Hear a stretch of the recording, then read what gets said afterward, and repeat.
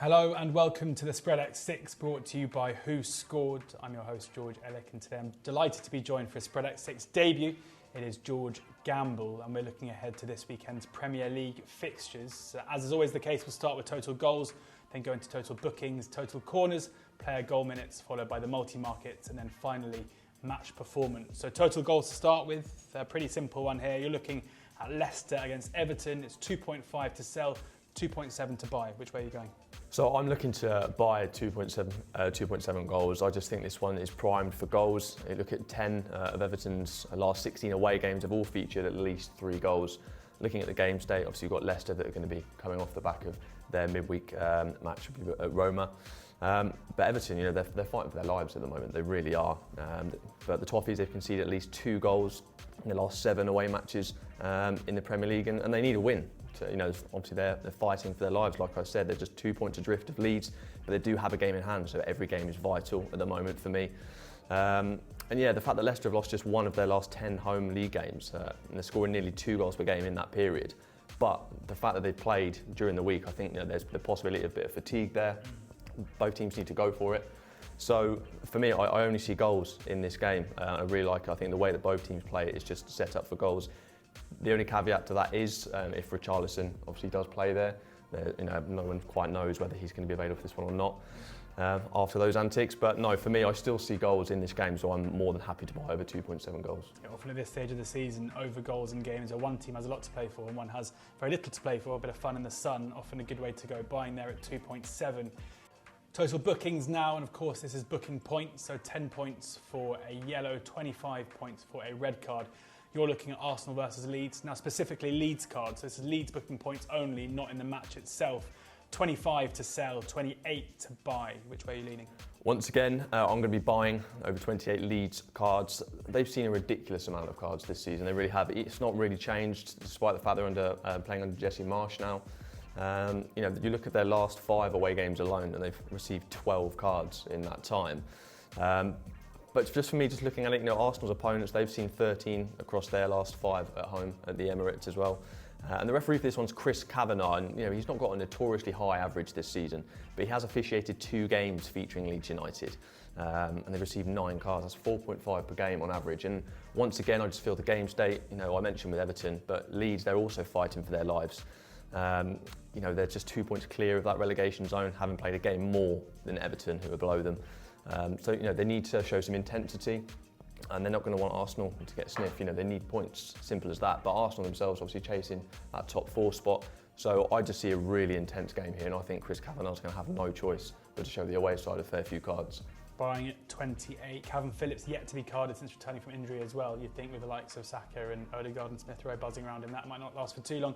28 to buy, Leeds cards there in Arsenal versus Leeds. Corners next up, and it's Burnley versus Aston Villa. 10.7 to sell, 11.2 to buy. We had Jack Wright on last week, who put up Villa corners in their game. Didn't quite come off, but we know that they're a team who get lots of corners in their games, and you're hoping this time it'll turn around. Absolutely, Villa are always a favourite one for me for corners. Burnley as well. Both of these sides feature in the top 5 for average number of corners per game this season. Burnley with 11.5 and Villa 10.9. The last 3 meetings have witnessed 6, 11 and 12. Both sides, they look to utilise their width and whip balls into the box, so it's not surprising to see them in the top 5 for corners. Burnley, looking at the game state, they sit just 2 points clear of relegation. They'll be gunning for a win.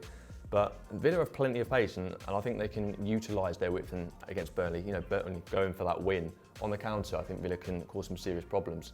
I just see a hatful of corners in this game, I really do.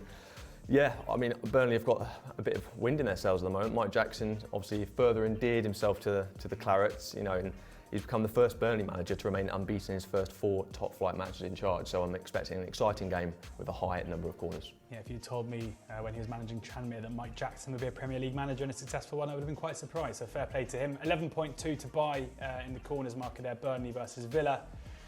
Time for player goal minutes now, and look away Spurs fans. Supposedly so close to signing Luis Diaz. He of course went to Liverpool, and fair to say it's been quite a good start for him with his life at Anfield. 21 he is to sell here, 24 to buy in terms of player goal minutes. Are you looking to sell or are you looking to buy? Once again, I will be looking to buy Luis Diaz. for me. But it's two contenders for best January signings, isn't it? Kulusevski going up against Luis Diaz. He's been fantastic since he's arrived at Liverpool. But yeah, Spurs, they've conceded 7 goals away to other sides currently in the top 4, and a winger has scored at least once in all of those. You've got Emil Smith-Rowe, Hakim Ziyech, Riyad Mahrez. So those are the positions I'm kind of looking at really, and Luis Diaz sticks out for me. He really does. I think after his showing against Villarreal during the week, where I'd argue he single-handedly changed the game when he came on, I think he's going to be a threat from the off here. And Emerson Royale is obviously, for me, going to feature in that fullback spot. They're like Antonio Conte's side, likely to deploy that 3-4-3 formation. And I enjoy Royale going forward, but defensively, he's just been calamitous at times. He really has. And I'm really interested to see if Diaz starts on that side, him up against Royale. I think that's going to be a fascinating encounter, but I just think Diaz has been sensational, and I think he finds a way to score here. And Luis Diaz, his goals for Liverpool have come at an average of around 52 minutes. But yeah, so I'm looking to buy Luis Diaz here. Justice for Christian Eriksen in the January transfer conversation there as well. But Diaz certainly, the game changer against Villarreal in midweek as well. 24 to buy, and of course, again last week Jack Wright put up a sell with Mo Salah in the Liverpool game, and he didn't score against Newcastle as well. So we've got some form on the Spreadex Six of getting these player goal minutes right. Hopefully Diaz gets on the score sheet for Liverpool against Spurs. Time for the multi-markets now. This is where you combine a match value, so a total match value, by another. This time around we're looking at goals times corners, so total goals times by total corners in Chelsea against Wolves. 28 to sell, 32 to buy. Are you buying again, or are you bucking the trend and looking for a sell? I am bucking the trend. I will be selling. Indeed. Chelsea need to sort their form out fast. They've got that FA Cup final against Liverpool later this month, and they've won 1 of their last 4, and that came against West Ham at home, recently losing to Everton, which was a bit of a shock, but they were pretty awful in that game as well. Just one of the last 5 visitors to Chelsea have seen more than 3 corners, and Wolves are averaging just 4.2 corners per game this season, so I don't see them getting many. In a similar vein, teams welcoming Wolves haven't seen too many lately. Wolves' last 5 opponents on the road have managed to earn 5 or more corners just twice. And for me, I don't see this being a high-scoring game, and it wouldn't be surprising me if a single goal decided it. And Wolves games, they're notoriously tight, aren't they? They really are, with just 3 of their 17 away fixtures seeing 3 or more goals. So the unders is usually the way to go with them. In fact, with Wolves' 5 games against sides in the top 7, 4 of them have seen 2 goals or less. And with Chelsea just looking at a little bit jaded, not firing on all cylinders, I think this one's going to be tight. So for me, the natural way to go is to sell. And with this market, goal times corners, the last 4 meetings between the two have produced 13, 33 and 12. So for me, I'm more than happy to sell there.